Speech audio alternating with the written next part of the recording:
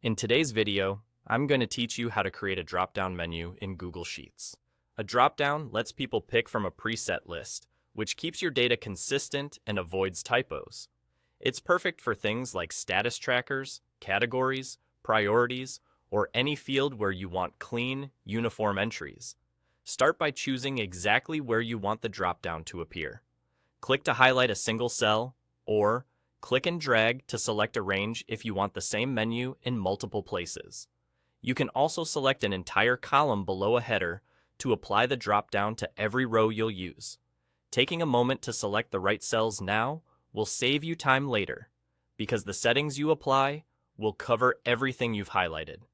Once your cells are selected, right-click anywhere inside that selection and choose drop-down from the menu. You'll find this option near the bottom of the right-click menu. If you're on a trackpad or a device without a right-click button, a two-finger click or a control click works the same way.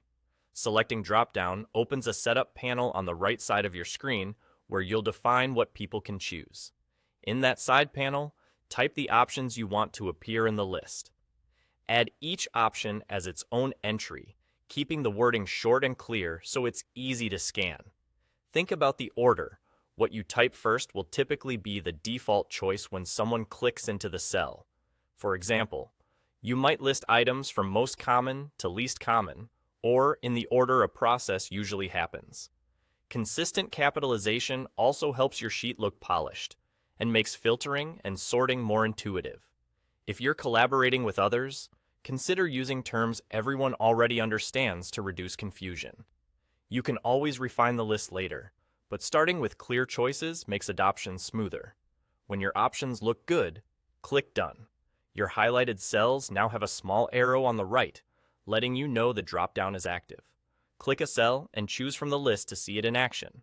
If you selected multiple cells earlier, they'll all use the same menu, which keeps entries uniform across your sheet.